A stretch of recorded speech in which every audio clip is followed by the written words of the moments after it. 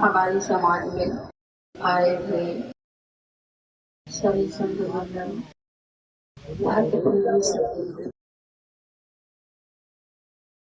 सभी को सारे संत में सारे से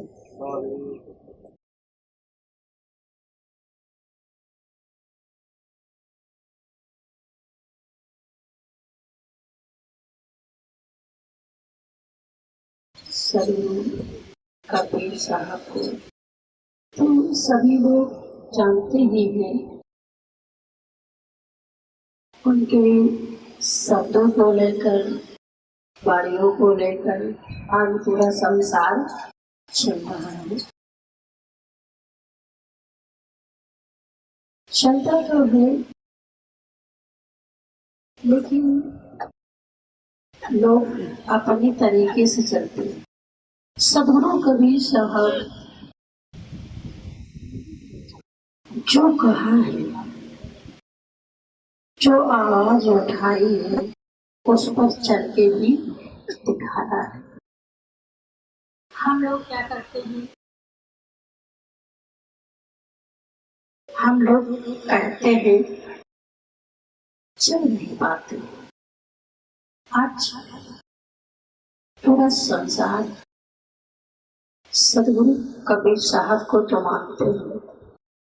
सद्गुरु कबीर साहब को तो पूरा संसार मान रहा है, लेकिन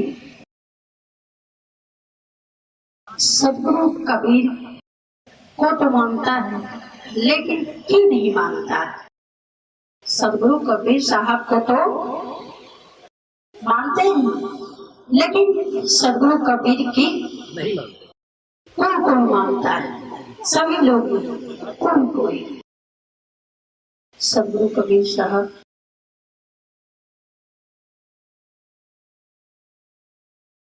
एक ऐसे संत हुए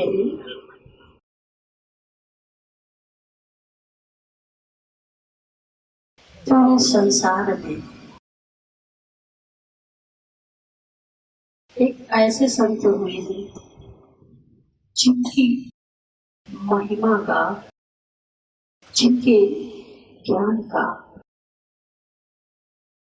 पूरा संसार लगा हुआ है, सब तुम्हारे पे चल रहा है। आज बहुत सुधार का कार्य हो रहा है। सद्गुरु कबीर साहब किसी भक्त ने प्रश्न पूछा,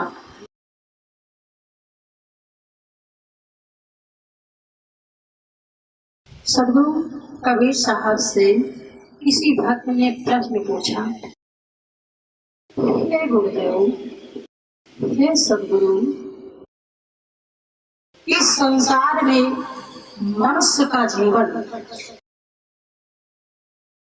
बहुत महत्वपूर्ण है और बहुत अमूल्य है, लेकिन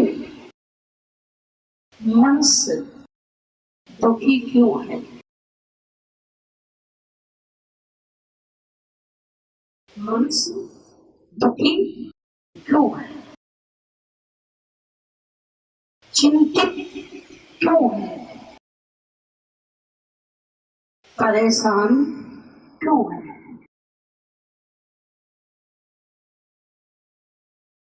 सद्गुरु इस संसार में लाखों लोगों में आप लोगों ने देखा होगा,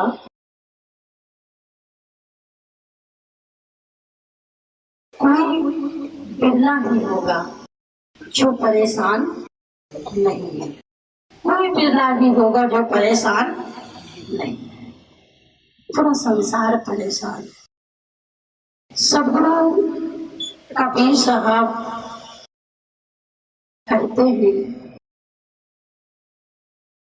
मनुष्य दुखी इसलिए है, मनुष्य की दृष्टि में दोष है, मनुष्य के दृष्टि में दोष है,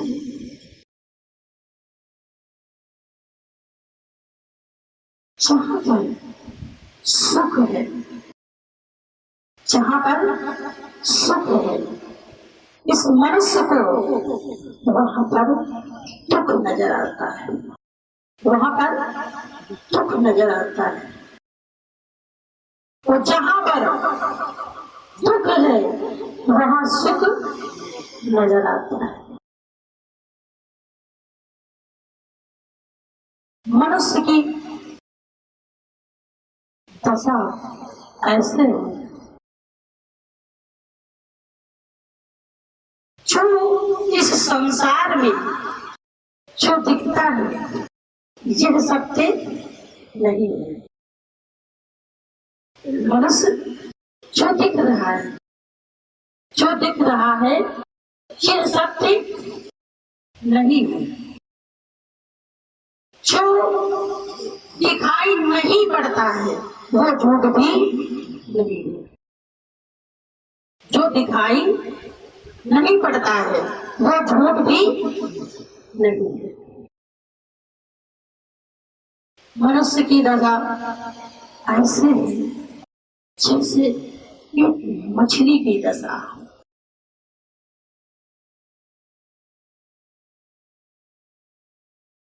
मछली मारने वाले लोग भी क्या,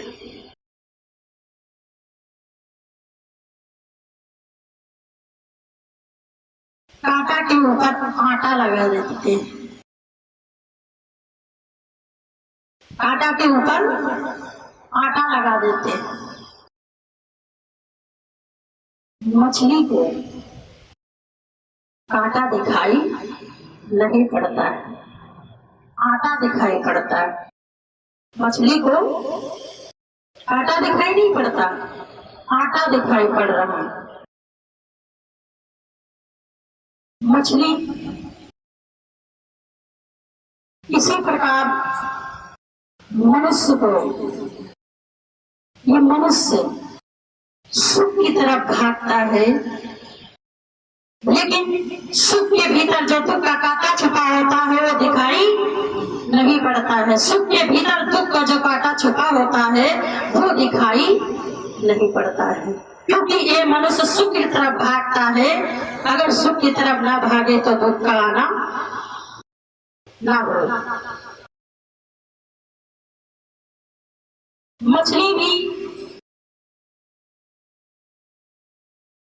आटे को खाती है, कांटे को तो खाती नहीं, आटा खाती है, कांटा नहीं खाती। लेकिन मछली भी